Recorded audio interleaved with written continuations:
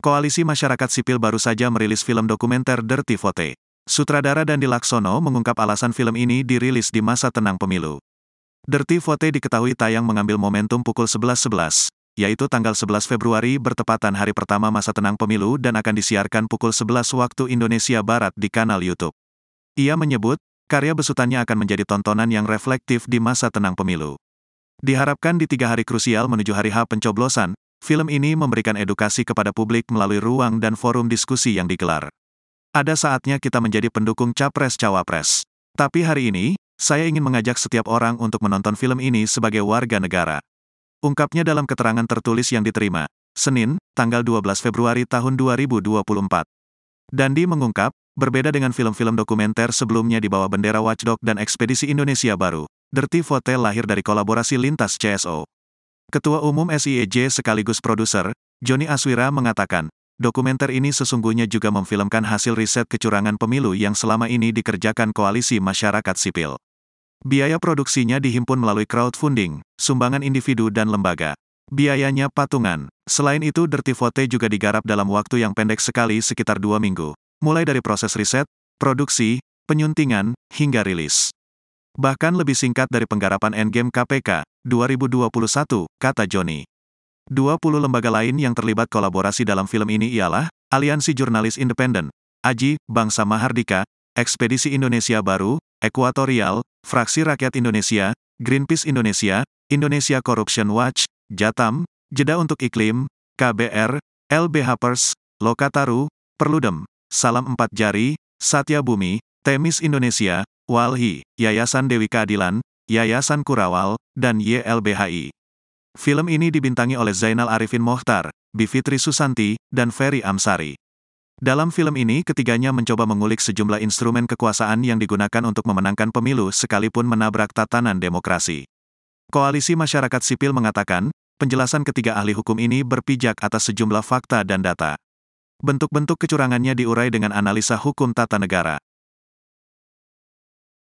Alasan perilisan film dokumenter Dirty Vote dilakukan di masa tenang pemilu 2024 terungkap. Sang sutradara film Dandi Dwi Laksono mengatakan film itu sengaja dirilis di masa tenang agar bisa menjadi bahan edukasi masyarakat. Dandi berharap film itu bisa mengedukasi masyarakat sebelum menggunakan hak suaranya pada 14 Februari mendatang. Pernyataan itu disampaikan oleh Dandi dalam keterangan pers pada Minggu 11 Februari. Menurut Dandi, masa tenang yang berlangsung selama 3 hari merupakan waktu krusial menuju Pilpres. Dengan perilisan film itu diharapkan bisa mengedukasi publik. Film itu juga diharapkan bisa membuka makin banyak ruang dan forum diskusi. Dandi meminta kepada semua elemen masyarakat untuk sejenak mengesampingkan dukungan politiknya dan menyimak isi film Dirty Vote. Adapun film Dirty Vote mengungkap soal dugaan kecurangan dalam proses pemilu 2024. Di dalam film itu menampilkan 3 pakar hukum tata negara. Mereka adalah Ferry Amsari,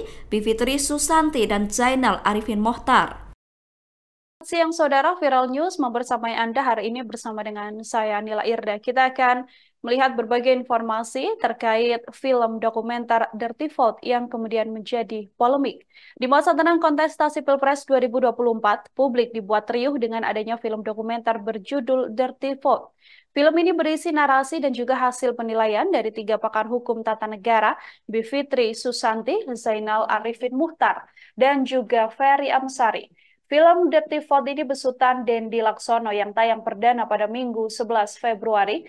Dalam film tersebut, Bivitri, Zainal, dan Ferry Amsari berbicara mengenai kecurangan sistematis yang terjadi pada pemilu 2024. Bivitri perempuan berusia 50 tahun, lulusan Sarjana Hukum Universitas Indonesia atau UI tahun 1999. Setahun sebelum lulus dari UI, Bivitri bersama beberapa senior dan rekannya mendirikan Pusat Studi Hukum dan Kebijakan Indonesia atau PSHK. Bivitri lantas melanjutkan studinya di University of Warwick di Inggris dan lulus pada tahun 2002. Dari Warwick, Bivitri menempuh pendidikan doktoral di University of Washington School of Law di Amerika Serikat. Selama ini Bivitri juga dikenal sebagai dosen, aktivis, dan juga pakar hukum tata negara. Ia pun dikenal aktif dalam kegiatan pembaruan hukum lewat perumusan konsep dan langkah-langkah konkret pembaruan, serta dalam mempengaruhi langsung penentu kebijakan. Sosok ahli tata negara yang kedua adalah Zainal Arifin Muchtar. Ia merupakan lulusan sarjana hukum Universitas Gadjah Mada yang lahir di Makassar, Sulawesi Selatan tahun 78. Ia lulus dari UGM pada tahun 2003. Setelahnya ia melanjutkan program magister di University of Northwestern di Chicago, Amerika Serikat dan lulus pada tahun 2006. 6 tahun setelahnya Zainal meraih gelar doktor untuk ilmu hukum dari alma maternya Universitas Gadjah Mada. Seperti Bivitri Susanti, Zainal juga dikenal sebagai aktivis dan pakar hukum tata negara selain menjadi dosen. Zainal mengawali karir akademisinya pada 2014 di Fakultas Hukum UGM. Saat ini ia juga menjabat sebagai Ketua Departemen Hukum Tata Negara di FH UGM. Ia pun menjabat sebagai Wakil Ketua Komite Pengawas Perbajakan di Kementerian Keuangan untuk periode 2023 hingga 2026. Kemudian sosok ketiga adalah Ferry Amsari, yang mana Ferry Amsari adalah pria kelahiran Padang, Sumatera Barat tahun 80 silam. Ia lulusan S1 dan juga S2 dari Hukum Universitas Andalas. Tak hanya itu, ia merupakan lulusan William and Mary Law School di Amerika Serikat, yang mana saat ini Ferry juga tercatat sebagai dosen FH UNAN. Ia pun menjabat sebagai Direktur Pusat Studi Konstitusi atau Pusako FH UNAN. Ferry Amsari diketahui sudah bergabung dengan Pusako sejak 2004 pada Desember lalu. Sebagai pakar hukum tata negara, Ferry Amsari cukup aktif menulis di berbagai media cetak lokal maupun nasional.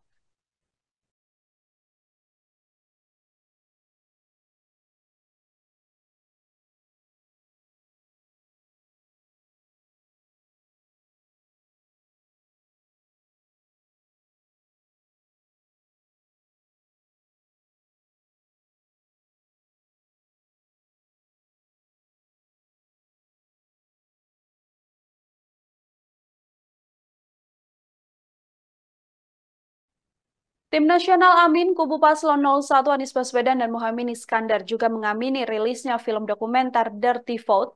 Film ini dirilis di masa tenang, saudara, pada Minggu 11 Februari, tepat pukul 11:11 waktu Indonesia Barat. Menanggapi hal ini, juru bicara Tim Nasional Anies Baswedan Muhaimin Iskandar, Iwan Tarigan, menilai film Dirty Vote memberikan pendidikan pada masyarakat tentang politisi kotor yang mempermainkan publik untuk kepentingan golongan. Iwan Tarigan juga menyebut film Dirty Vote mengungkap kebenaran adanya kecurangan pemilu 2024. Iwan menilai semua rencana kecurangan pemilu tidak didesain dalam semalam dan tidak didesain sendirian, namun telah terencana dengan baik dan butuh waktu yang tidak sebentar hingga dana yang juga sangat besar. Lewat film ini, Iwan mewakili Timnas Amin menyebut masyarakat bisa melihat bagaimana penguasa kotor, culas, dan juga tidak beretika mempermainkan demokrasi, hukum, dan mengatur semua lembaga yang ada. Menurut Iwan, ia pun menyinggung bahwa tujuan utama dari keculasan ini adalah untuk kepentingan pribadi, keluarga, dan juga kelompok. Film Dirty Vote sendiri, saudara, memang banyak menampilkan dugaan kecurangan-kecurangan dalam kontestasi Pilpres 2024. Film ini dinarasikan oleh 3 pakar hukum tata negara, Bivitri Susanti, Zainal Arifin Muchtar, dan juga Ferry Amsari. Film Dirty Vote besutan Dendi Laksono telah tayang perdana sejak Minggu 11 Februari.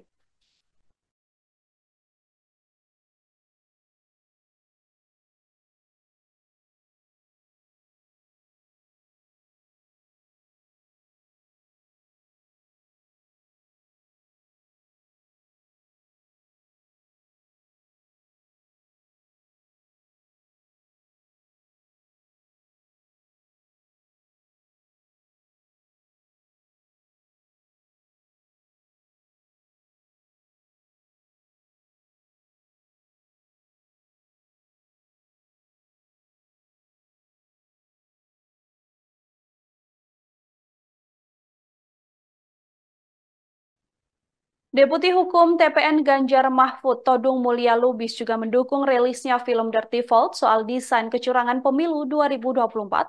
Menurutnya film ini bisa menjadi pembelajaran politik bagi masyarakat. Todung juga meminta pada pihak-pihak yang memiliki pendapat bertentangan dengan film tersebut agar tidak baper, apalagi hingga membawa film ini ke jalur hukum. Pasalnya, pelaporan ke kepolisian menurut Todung justru membuat bangsa tidak sehat dan tidak memberikan didikan yang baik. Todung juga menyebut film Dirty Vote mengingatkan seluruh pihak adanya peluang pelanggaran pemilu yang masif terjadi di tanah air. Apalagi saat melihat laporan dugaan kecurangan pemilu yang ada di Bawaslu. Todung menjelaskan bahwa isu soal politisasi bansos hingga intimidasi yang ada dalam film Dirty Vote benar adanya. Film Dirty Vote memang banyak menampilkan dugaan kecurangan-kecurangan dalam kontestasi Pilpres 2024, yang mana film ini dinarasikan oleh 3 pakar hukum tata negara, Bivitri Susanti, Zainal Arifin Muhtar, dan juga Ferry Amsari. Kita membaca di media sosial dan mungkin juga media mainstream berita mengenai peluncuran film Dirty Vote. Ya. Film ini menarik. Saya baru saja selesai menyaksikan film Dirty Vote ini. Dibuat ya, dan ada 3 ya ahli hukum tata negara yang sangat reputable, punya reputasi yang baik, menjelaskan mengenai kecurangan-kecurangan yang sudah terjadi menjelang pemilu legislatif, menjelang Pilpres yang akan kita adakan pada tanggal 14 Februari, Rabu yang mendatang. Jadi ini film yang bagus, ya. Kalau kita membaca dan ingin mengetahui magnitude pelanggaran, ya, pemilu yang sudah terjadi dan potensial akan terjadi, ya, pada tanggal 14 nanti. Nah, ini inline, sejalan dengan pemberitaan di media. Kalau kita bicara mengenai apa yang terjadi dengan kepala desa yang melakukan pengarahan dan intimidasi, film ini menjelaskan itu. Kalau kita concern dengan misalnya politisasi bansos, film ini juga menjelaskan mengenai itu. Kalau kita concern misalnya dengan bagaimana nanti penyebaran 20% suara misalnya, ini ada kaitannya juga dengan kebijakan misalnya membuat Papua menjadi 6 provinsi. Banyak hal-hal yang positif yang kita bisa lihat dalam film ini, walaupun Anda tentu boleh tidak setuju dengan film ini. Tapi menurut saya, film ini adalah pendidikan politik yang bagus. Pendidikan politik yang penting buat masyarakat, buat kita semua, untuk punya kemelekan ya, atau literacy politik, political literacy ya, dalam memahami dinamika politik di Indonesia. Nah, yang saya tidak mau adalah jangan baperan gitu. Banyak orang baperan kalau dikritik ya. Nah, baperan ini berbahaya ya. Kalau Anda merasa tidak setuju dengan apa yang buat dalam film itu, bantah saja film itu dengan membuat film yang lain. Ya, kritik mesti dibalas dengan satu kritikan yang lain. Jadi jangan baperan dan jangan cepat-cepat membuat laporan ke pihak kepolisian. Karena menurut saya, kriminalisasi seperti ini akan membunuh kreativitas. Kriminalisasi seperti ini akan membunuh demokrasi itu sendiri. Kita ini bisa kuat karena kita punya demokrasi. Dan inilah yang menjadi taruhan kita ke depan sebagai bangsa dan negara. Mungkin itu. Kita membaca di media sosial dan mungkin juga media mainstream berita mengenai peluncuran film Dirty Vote. Ya. Senada dengan kedua paslon lain, Tim Kampanye Nasional atau TKN Prabowo Gibran juga sudah merespon soal film Dirty Vote. Hal ini disampaikan secara langsung oleh Wakil Ketua TKN Prabowo Gibran, Habibur Rahman. Habibur Rahman mengatakan bahwa film dokumenter Dirty Vote sebagian besar isinya adalah fitnah. Habibur Rahman mengatakan film tersebut berisi narasi kebencian dan tidak ilmiah. Ia pun mempertanyakan tokoh-tokoh yang ada dalam film dokumenter ini. Habibur Rahman menilai apa yang disampaikan dalam film tersebut tidak argumentatif dan juga tendensius. Dirinya meminta masyarakat kemudian tidak terprovokasi atas narasi dalam film ini. Habibur Rahman mengungkapkan ada setidaknya 3 hal yang ia soroti dalam film Dirty Vote. Yang pertama, soal penunjukan pejabat kepala daerah yang dikaitkan dengan suara dalam Pilpres yang menurutnya tidak ilmiah. Dirinya juga menyoroti pernyataan di film tersebut yang mengatakan banyak terjadi kecurangan dalam pemilu kali ini. Dirinya menilai ucapan ini tidak berdasar karena tidak disebutkan peristiwa kecurangannya terjadi di mana. Terakhir yang juga disoroti oleh Habibur Rahman adalah soal tudingan Asosiasi Pemerintah Desa Seluruh Indonesia atau abdesi yang digunakan untuk memenangkan paslon tertentu. Menurutnya, lagi-lagi hal tersebut tidak mendasar. Habibur Rahman berpikir bahwa film ini disengaja diluncurkan pada masa tenang. Hal itu lantaran elektabilitas paslon nomor urut 2 sudah berada di atas 50%. Saya mempertanyakan kapasitas tokoh-tokoh yang ada di film tersebut, di rekaman tersebut ya.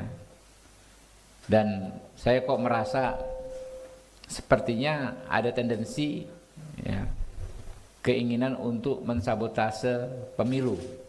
Bukan mensabotase lah, ingin mendegradasi lah ya pemilu ini ya, dengan narasi yang sangat tidak berdasar. Rakyat ya pasti sangat paham bahwa tokoh yang paling banyak disebut dalam film itu Presiden Joko Widodo ya sangat berkomitmen menegakkan demokrasi. Rakyat juga tahu bahwa pihak mana yang sebenarnya melakukan kecurangan dan pihak mana yang memang mendapatkan keuntungan dengan yang mendapatkan dukungan sebagian besar rakyat karena program dan rekam jejak yang jelas berpihak kepada rakyat. Kalau di film tersebut disampaikan oleh saudara Zainal Arifin Muchtar agar rakyat menjadikan film tersebut sebagai dasar penghukuman, justru kami khawatir rakyat yang akan menghukum mereka ya dengan cara rakyat sendiri. Jadi tindakan-tindakan mereka yang menyampaikan informasi yang sangat tidak argumentatif tetapi tendensius untuk menyudutkan pihak tertentu berseberangan dengan apa yang menjadi sikap sebagian besar rakyat. Yang saat ini saya lihat rakyat begitu antusias dengan apa yang disampaikan Pak Prabowo soal melanjutkan segala capaian pemerintahan yang ada sekarang ya. Intinya ya, kami menyarankan kepada rakyat untuk tetap tenang, tidak terhasut serta tidak terprovokasi oleh narasi kebohongan dalam film tersebut, serta tidak melakukan pelanggaran hukum. Kita harus pastikan pemilu 2024 berlangsung damai, luber dan jurdil. Pastikan rakyat untuk bisa menggunakan hak politiknya dengan sebaik-baiknya, karena itu akan menentukan masa depan kita semua ke depan. Nah, ada 3 hal ya teman-teman dalam film tersebut yang perlu kami soroti secara khusus. Yang pertama, pernyataan saudara Ferry Amsari soal penunjukan 20 pejabat kepala daerah di 20 provinsi dikaitkan dengan jumlah DPT 140 juta suara yang ekuivalen lebih dari setengah ya dari jumlah pemilih di seluruh Indonesia. Narasi ini sangat tidak ilmiah ya dan sangat tidak masuk akal. Susah sekali kita mencernanya. Bagaimana misalnya dia sebut Pak Jokowi menunjuk 20 juta PJ kepala daerah, jumlah penduduknya katanya lebih dari 50%, lalu dikaitkan dengan istilahnya orkestrasi pemenangan salah satu paslon dengan jumlah pemilih 50% lebih dan sebarannya memenuhi ketentuan pasal 6 Undang-Undang Dasar ya, yaitu 20% suara di setidaknya 50% provinsi. Bagaimana bisa seorang PJ kepala daerah memastikan seluruh pemilih di daerah yang dipimpinnya untuk memilih sesuai dengan yang dikehendaki oleh orang yang menunjuknya sebagai kepala daerah?